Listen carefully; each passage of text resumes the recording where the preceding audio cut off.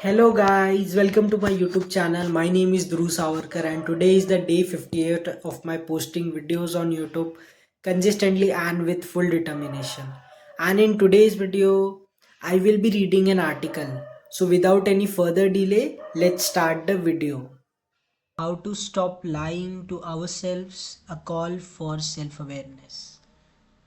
Written by James Clear. It was September of 1816 and two Persian boys were playing in the country yard of the Louvre, the famous museum in Paris. On the other side of the country yard, a physician named Rene Laennec began to quicken his pace as he walked along in the morning sun. There were a woman with heart disease waiting for him at the hospital, and the Laennec was late. As Laennec crossed the country yard, he looked towards the two boys. One of them was tapping the end of the long wooden plank with a pin. On the other end, his playmate was crouched down with his ear pressed against the edge of the plank. Laennec was immediately struck with a thought. I recalled a well-known acoustic phenomenon. He would later write, if you place your ear against one end of the wood beam, the scratch of a pin at the other end is distinctly audible. It occurred to me that this physical property might serve a useful purpose in the case I was dealing with. When Laennec arrived at the hospital later that morning, he immediately asked for a piece of paper. He rolled it up and placed the tube against his patient's chest. He was stunned by what he heard next. I was surprised and elated to be able to hear the beating of her heart with far greater clearness that I ever had with direct application of my ear, he said. Rene Laennec had just invented the stethoscope. Laennec quickly upgraded from his piece of paper, and after experimenting with various sizes, he began using a hollow wood tube about 3.5 centimeters in diameter and 25 centimeters long. This is a sketch of Rene Laennec's original stethoscope design, which was essentially a hollow wood tube. The earpiece is featured in the top right corner.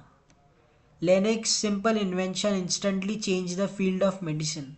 For the first time in history, physicians had a safe, unbiased way to understand what was going on inside a patient's body. They didn't have to rely solely on what the patient said or how the patient described their condition. Now they could track and measure things for themselves. The stethoscope was like window that allowed a doctor to view what was actually happening and then compare their findings to the symptoms, outcomes and autopsies of patient. And that brings us to the main point of the story. The lies we tell ourselves. We often lie to ourselves about the progress we are making on important goals. For example, if we want to lose weight, we might claim that we are eating healthy, but in reality, our eating habits haven't changed very much. If we want to be more creative, we might say that we are trying to write more, but in reality, we aren't holding ourselves to a rigid publishing schedule. If we want to learn new language, we might say that we have been consistent with our practice even though we skipped last night to watch television. We use lukewarm phrase like I am doing well with the time I have available or I have been trying really hard recently. Rarely do these statements include any type of hard measurement. They are usually just soft excuses that makes us feel better about having a goal that we haven't made much real progress toward. I know because I have been guilty of saying many of these things myself. Why do these little lies matter? Because they are preventing us from self-awareness. Emotion and feelings are important and they have place, but when we use feel good statement to track our progress in life, we end up lying to ourselves about what we are actually doing. When the stethoscope came along, it provided a tool for physicians to get an independent diagnosis of what was going on inside the patient.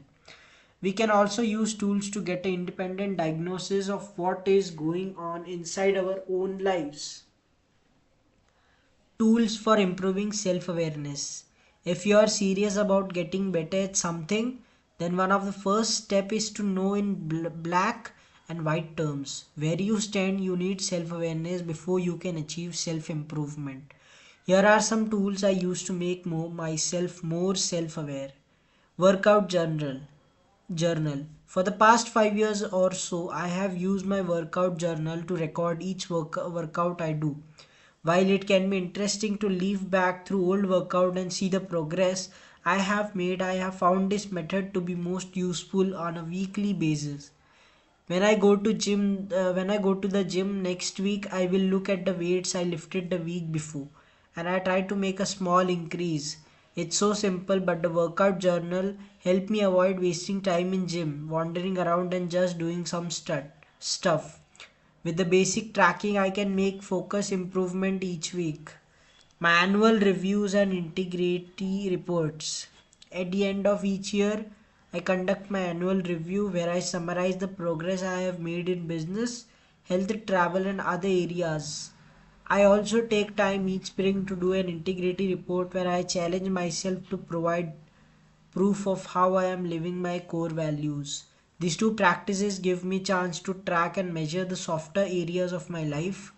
It can be difficult to know for certain if you are doing a better job of living by your values, but these reports at least force me to track these issues on a consistent basis. Rescue time.